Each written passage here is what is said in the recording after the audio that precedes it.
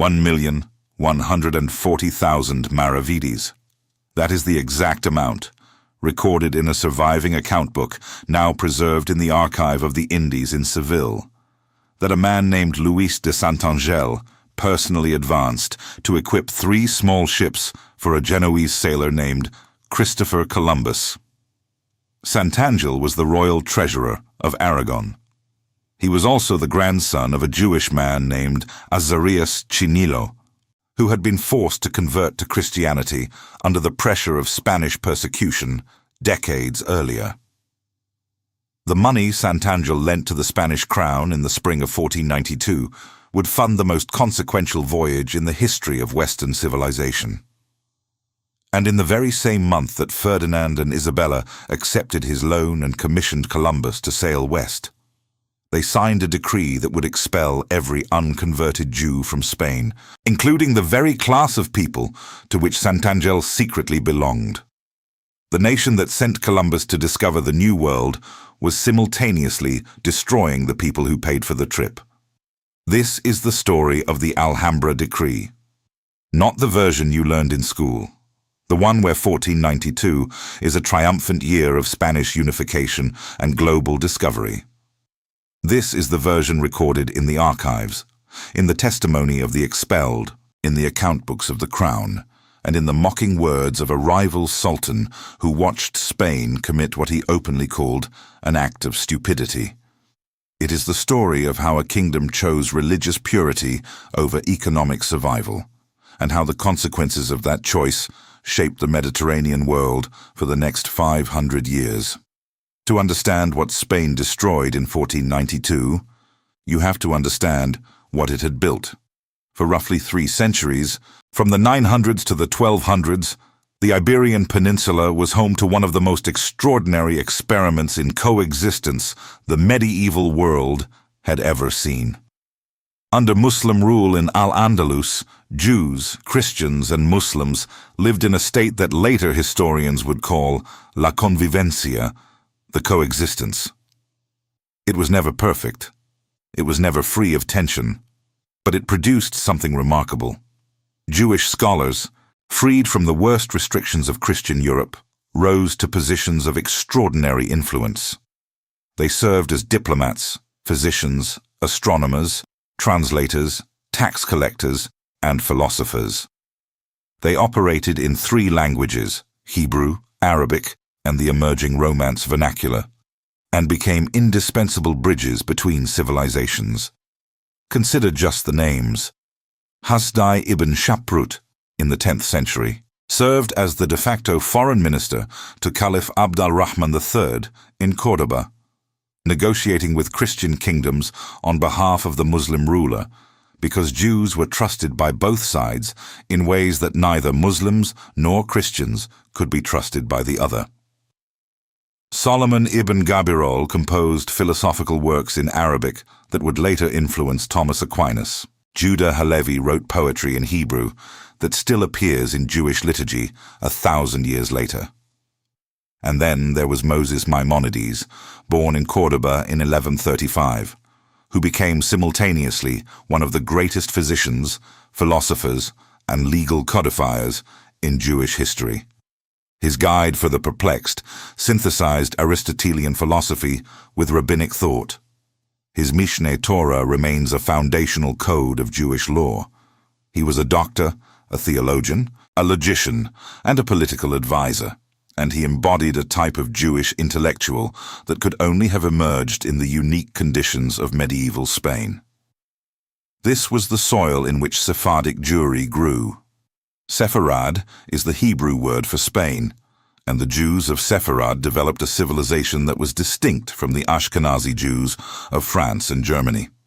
They were urban. They were multilingual. They were deeply embedded in the economic and administrative machinery of whatever kingdom they lived in.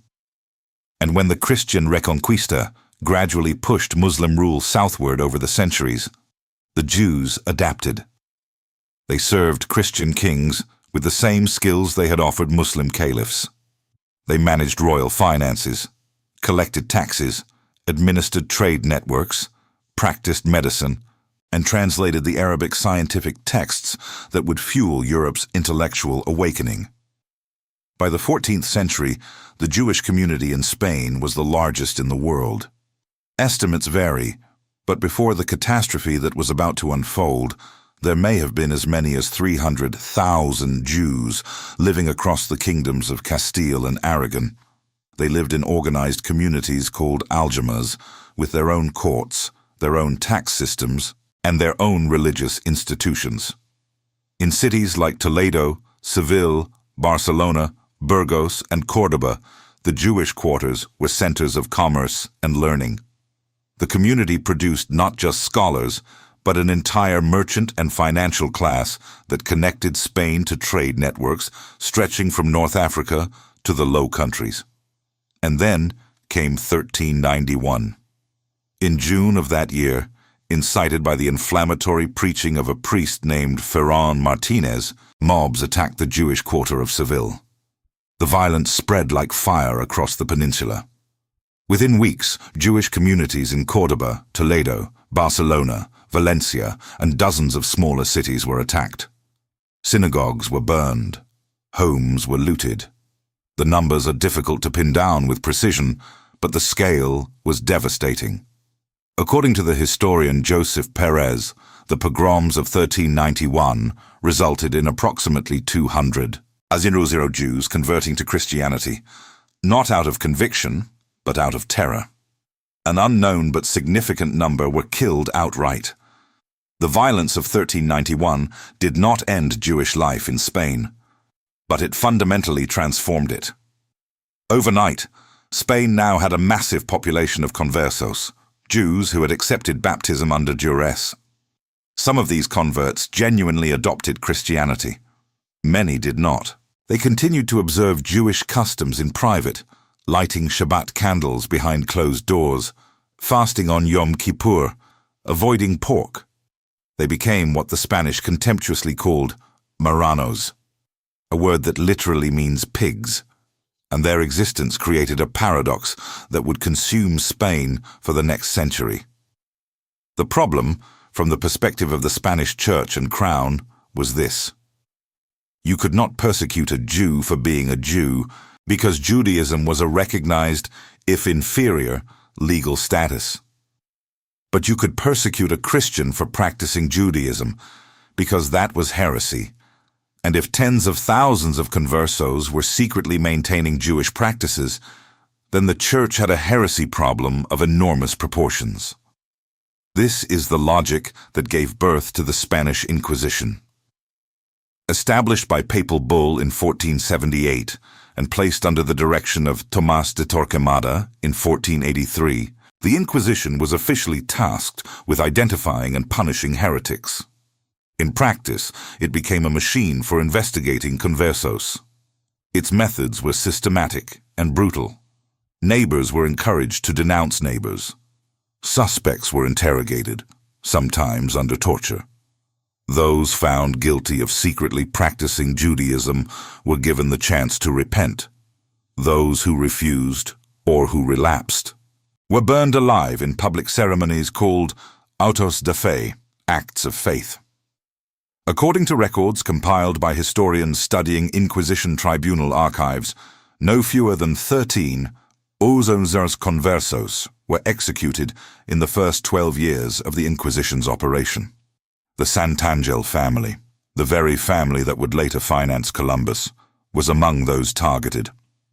Martin de Santangel was burned at the stake in Saragossa on July 28, 1486. Mosen Luis de Santangel, father-in-law of the royal treasurer Gabriel Sanchez, was burned on August 18, 1487. Gabriel Gongalo de Santangel died at the stake in 1495. The lawyer Juan de Santangel and his brother Luis fled to Bordeaux and were burned in effigy, their property confiscated, their 3 daughters left destitute. This was the family of the man who would convince Queen Isabella to fund Columbus. While his relatives burned, Luis de Santangel walked the corridors of the royal court, protected by his usefulness to the crown, financing wars and managing revenues for the very monarchs whose Inquisition was consuming his kin. And the Inquisition created its own twisted logic of escalation. The inquisitors discovered that many conversos maintained their secret Jewish practices precisely because they still had contact with openly practicing Jews. Conversos attended synagogues. They celebrated holidays with Jewish relatives. The boundary between the converted and the unconverted was porous, and the Inquisition concluded that it would never be able to fully Christianize the conversos as long as practicing Jews remained in Spain to influence them. This was the stated rationale for what came next. On January 2, 1492, the armies of Ferdinand and Isabella conquered Granada, the last Muslim stronghold on the Iberian Peninsula. The Reconquista, nearly 800 years in the making, was complete. Spain was unified under Christian rule, and ironically, one of the men who had directed the financing of that final military campaign was Don Isaac Abravanel, a Jewish scholar, philosopher, and statesman who served as a senior financial advisor to the crown. Abravanel had arranged loans and provisioned the Spanish armies that fought the Moors. According to surviving account books, he had personally lent 1,500 Azoran maravedis to the crown for the war effort. He was one of the most powerful Jews in Spain, a man who dined with kings and commanded enormous financial resources. Less than 3 months after the fall of Granada, on March 31, 1492, Ferdinand and Isabella signed the Alhambra Decree in the very palace they had just conquered. The edict was addressed to every city, town, and lordship in their kingdoms. It ordered every Jew who refused to convert to Christianity to leave Spain by the end of July. 4 months. That was all the time given to a community that had called the Iberian Peninsula home for over 1,000 years. The decree's own language reveals the reasoning. According to the text, preserved in the Archivo General de Simancas and translated by scholars at multiple universities, the monarch stated that the continued presence of Jews was causing conversos to relapse into Jewish practices. The solution, the decree argued, was total separation. If there were no Jews left, the conversos would have no one to lead them astray. Religious purity required ethnic cleansing. Don Isaac Abravanel, the man who had financed the conquest of Granada, pleaded with the monarchs to revoke the decree. According to multiple accounts, he offered his entire personal fortune if they would reconsider. Legend says he came to the court with a chest of gold. Ferdinand reportedly wavered, but Torquemada, the Grand Inquisitor, is said to have burst into the chamber holding a crucifix and declared that Judas had sold Christ for 30 pieces of silver, and now the monarchs were being offered a price to sell him again. Whether this scene is precisely as tradition describes it, or somewhat embellished, the outcome is documented. The decree stood. Abravanel, despite his high position, despite his service to the crown, despite the millions he had lent to finance the Spanish state, was expelled along with every other Jew who refused the baptismal font. What followed was economic chaos of a kind that the monarchs had not anticipated, or perhaps had chosen to ignore. A letter from Ferdinand and Isabella to their agent Rodrigo de Mercado, governor of Medina del Campo, dated December 10, 1492, now in the permanent collection of the Museum of Jewish Heritage in New York, reveals the scope of the disaster. The letter instructs Mercado to investigate the seizure of Jewish property and the status of outstanding debts. It acknowledges that goods had been taken from Jews illegally, that debts owed to Jews could not be collected after their departure, and that the entire structure of credit and commerce had been thrown into disarray. The mechanics of the expulsion were designed, whether intentionally or not, to maximize the economic extraction from the departing Jews while minimizing their ability to take wealth with them. Jews were prohibited from carrying gold or silver out of the country. They were given 4 months to liquidate all their property, but because tens of thousands of families were simultaneously trying to sell their homes, businesses, tools, and livestock, the market collapsed. Properties that were worth thousands were sold for fractions of their value. According to contemporary chroniclers, houses were exchanged for donkeys and vineyards traded for bolts of cloth. The saturated market meant that Christian buyers could acquire Jewish assets at prices that amounted to legalized theft. And here is where the economic catastrophe deepens into something structural. The Jews of Spain were not just shopkeepers and moneylenders, though they were that. They were the kingdom's financial infrastructure. Because medieval Christian doctrine prohibited Christians from lending money at interest, Jews had filled that essential economic function for centuries. They were the creditors of merchants, aristocrats, and the crown itself. When they were expelled, the debts owed to them became uncollectible. The crown, in some cases, simply absorbed those debts, which meant that the expulsion served as a de facto debt cancellation for the monarchy and the nobility. Ferdinand and Isabella owed enormous sums to Jewish financiers. With those financiers gone, the debts vanished. Some historians have argued that this was not merely a side effect of the expulsion, but one of its motivations. The crown was drowning in debt from the Granada War, and the expulsion provided a convenient way to erase the ledger. But debt cancellation is a short-term gain with long-term consequences. What Spain lost was not just the money the Jews carried away or the debts that were erased. What Spain lost was an entire class of educated professionals, experienced merchants, skilled physicians, trained astronomers, expert navigators, and sophisticated financiers. It lost the human capital that had made the Spanish economy function. At a time when Europe was beginning the transition from an agrarian to a mercantile economy, Spain expelled the very people who understood how trade, credit, and international commerce worked. The numbers tell the story of dispersal. According to various scholarly estimates, between 40 Zoroastrian and 100 Zoroastrian Jews left Spain in the summer of 1492. Perhaps another 50 Zoroastrian to 100 Zoroastrian converted to Christianity to stay. Many of the exiles initially crossed into Portugal, but they found only temporary refuge. In 1496, King Manuel I of Portugal, pressured by Ferdinand and Isabella as a condition of a royal marriage alliance, ordered the forced conversion of all Jews in Portugal. Those who had fled Spain to preserve their faith were now trapped again. Others scattered across the Mediterranean. Significant numbers went to North Africa, to the Italian city-states, to the Low Countries.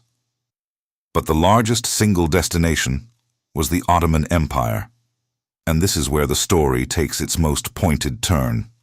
Sultan Bayezid II ruled the Ottoman Empire from Constantinople. He was a pragmatic man, a patron of learning, and a shrewd observer of geopolitics. When word reached him that Spain was expelling its Jews, he did something that no Christian monarch in Europe was willing to do. He sent the Ottoman navy, under the command of Admiral Kemal Reis, to the ports of Cadiz and Seville to evacuate Jewish refugees and transport them safely to Ottoman territory. He issued a firman, an imperial decree, to every governor in his European provinces, ordering them to welcome the refugees, provide them with assistance, and under no circumstances turn them away. The decree threatened death to any Ottoman official who mistreated the arriving Jews or refused them entry. And then Bayezid said something that has echoed through 5 centuries of history. Speaking to his courtiers about Ferdinand of Spain, the Sultan reportedly declared, "You venture to call Ferdinand a wise ruler, he who has impoverished his own country and enriched mine."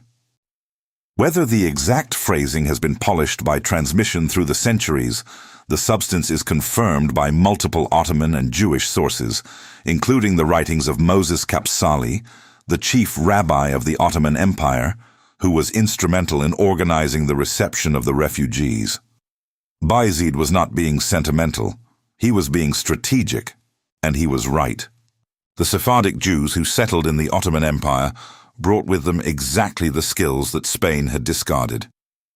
They brought knowledge of European languages, trade networks connecting the Western and Eastern Mediterranean, expertise in medicine, printing, metallurgy, and firearms manufacture. They brought financial sophistication. Within a generation, Sephardic Jews had established themselves as key players in Ottoman commerce, diplomacy, and intellectual life. The city of Salonika, in present-day Greece, became so heavily Jewish that it was known as the Jerusalem of the Balkans. By the 16th century, its population was majority Jewish, and it remained so for 400 years, until the Holocaust. Meanwhile, Spain's trajectory tells its own story. The immediate aftermath of 1492 appeared glorious. Columbus returned with news of new lands. Gold and silver began flowing from the Americas. The Spanish Empire expanded to become the largest in the world. But beneath the surface, something was wrong. The flow of American treasure masked a fundamental economic weakness. Spain had bullion, but not a functioning mercantile class. It had gold, but not the financial infrastructure to invest it productively. The money flowed in from the colonies and flowed right back out to pay for goods manufactured in the Netherlands, England, and Italy, countries that had the merchant classes and financial systems that Spain had gutted. By the late 16th century, Spain was declaring bankruptcy repeatedly, despite being the richest empire on earth in terms of raw mineral wealth. Philip II declared bankruptcy in 1557, 1560, 1575, and 1596. His successors continued the pattern. Spain had treasure, but not wealth, gold, but not growth. And while historians debate the relative weight of various factors in Spain's long decline, the loss of its Jewish and later its Morisco population, 300 Ausasian Muslims were expelled in the early 1600s, compounding the damage, deprived the country of the very human capital it needed to transform treasure into sustainable economic development. The contrast with the nations that received the expelled Jews is telling. The Ottoman Empire thrived. The Netherlands, which became a haven for Sephardic merchants in the 16th and 17th centuries, experienced its own golden age. Amsterdam's diamond industry, its banking sector, its global trading companies, all were built in part by Sephardic Jews and their descendants. The philosopher Baruch Spinoza, whose work helped lay the foundations of the Enlightenment, was the son of Portuguese conversos who had fled to Amsterdam. Benjamin Disraeli, who became Prime Minister of Britain, was of Sephardic descent. So was the poet Emma Lazarus, whose words are inscribed on the Statue of Liberty. Amedeo Modigliani, the Italian painter. Jacques Derrida, the French philosopher. Benjamin Cardozo, the American Supreme Court Justice. These are the descendants of the people Spain decided it did not want. And then there is the most bitter irony of all, the one that the account books in Seville make unavoidable. The voyage of Christopher Columbus, the event that is supposed to represent Spain's greatest triumph of 1492, was financed by Jewish and converso money. Luis de Santangel advanced 140 ziwazozarent maravedis from his own funds and borrowed capital. Isaac Abravanel had lent 500 avuzananu maravedis that were repaid through the same financial channels. The astronomer Abraham Zacuto, a Jew, provided Columbus with the navigational tables and astronomical almanacs that made the voyage technically possible. The interpreter Luis de Torres, a converso who spoke Hebrew and Arabic, sailed with Columbus because the expedition expected to encounter the Grand Khan of Asia, and Torres's linguistic skills were deemed essential. Columbus himself noted the connection. The first words of his ship's log, preserved in the abstract made by Bartolomé de las Casas, read, "After your majesties had put an end to the war with the Moors and had expelled all the Jews from your kingdoms and territories, in the same month you commanded me to undertake with sufficient men my expedition of discovery to the Indies." He departed from Palos de la Frontera on August 3, 1492. The last Jews had been required to leave Spain by August 2nd. The harbors were so crowded with Jewish refugees boarding ships for exile that Columbus's departure had to be adjusted to avoid the congestion. Discovery and expulsion sailed from the same ports in the same week. One fleet carried a nation's ambition westward. The other carried a nation's conscience eastward, scattered across the Mediterranean, never to return. The expelled carried with them something that no decree could confiscate. They carried their language. Judeo-Spanish, known as Ladino, is essentially medieval Castilian, preserved in amber. The Jews who settled in Salonika, Istanbul, Sarajevo, and Cairo continued speaking the Spanish of 1492 for 500 years. They wrote newspapers in it. They composed songs, proverbs, and poetry. They transmitted it from mother to daughter, across generations and continents. About 60% of Ladino's basic vocabulary remains Castilian, mixed with Hebrew, Turkish, Arabic, and Greek borrowings absorbed along the way. Today, roughly 100 Zeuozeren people, most of them in Israel, still speak some form of Ladino. UNESCO classifies it as severely endangered. When the last native Ladino speakers die, the living echo of medieval Spain will fall silent. They also carried keys. This is not metaphor. Sephardic families across the diaspora preserved, for generations, the physical iron keys to the homes they had been forced to abandon in Spain. The keys were passed down as heirlooms, wrapped in cloth, placed in drawers, held as proof that somewhere in Toledo or Seville or Córdoba there was a door that still belonged to them. In Ladino, a proverb emerged.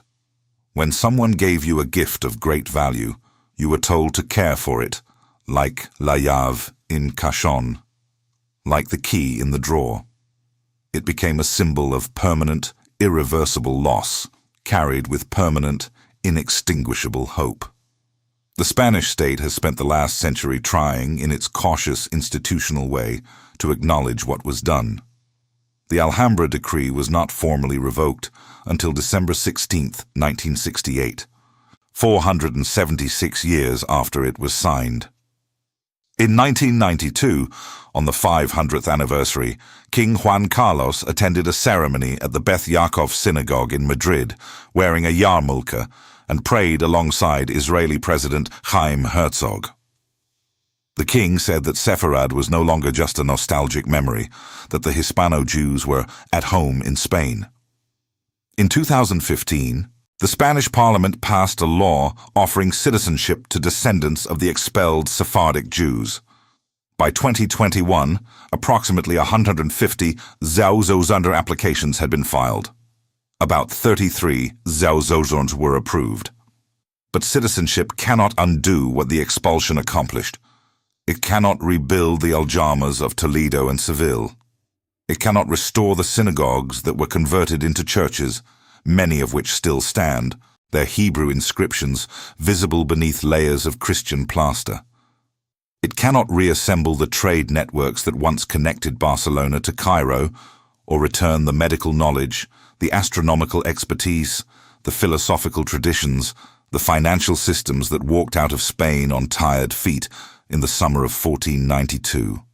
And in parts of Latin America, the expulsion left a genetic and cultural trace that is only now being fully understood. In northeastern Brazil, in rural Mexico, in communities in New Mexico and Colombia, researchers have found populations with customs that their practitioners cannot fully explain. Lighting candles on Friday evening, avoiding pork, covering mirrors during mourning, sweeping dirt toward the center of the room rather than out the door. DNA testing has confirmed what anthropologists suspected. These are the descendants of conversos who carried their secret practices to the New World, embedding Jewish tradition so deep into family custom that it survived 5 centuries of concealment, outlasting the Inquisition itself, outlasting the empire that tried to erase it. 1,140,000 maravedis. That is what it cost to send Columbus to the Americas. It was paid by a man whose family was being burned at the stake by the same government that accepted his money. In the same month that his loan was recorded in the royal ledgers, the decree was signed that would exile his people forever.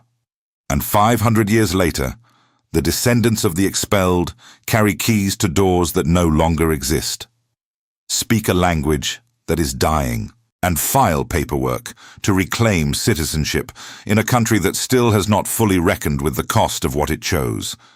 Sultan Bayezid understood it in 1492. He saw Ferdinand expel the merchants, the doctors, the bankers, the scholars, the astronomers, the translators, the navigators, the tax collectors, the financiers, the very people who had made the Spanish economy function, and he shook his head. "You call this man wise," he said.